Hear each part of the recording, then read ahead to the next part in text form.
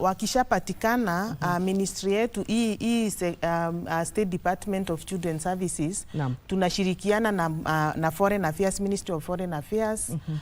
Tunawa rescue, wanakuwa rescued, alafu tunapanga wanarudishwa Kenya. Na wakisharudi sasa wanasaidiwa. Yes. Lakini labda inaweza kuwa vigumu kwa sababu tayari kama wako katika lile taifa lazima waende wa report kuwa wao wamewekwa katika mazingira. Kwa hivyo huwa ni ugumu kiasi gani wakati ambapo labda tayari amejipata katika ile hali anatumika katika uhalifu? Imekuwa vigumu sana kuwasaidia kuwatoa katika hizo hali. Kitambo alikuwa anatoroka, wanakimbia, wanaenda wanasaidika kwa serikali, lakini saa hii tangu wale wamekuwa wakirudi wakuje waanze kurudi, imekuwa ngumu sana. Sababu sasa the scam centers wameka more security measures.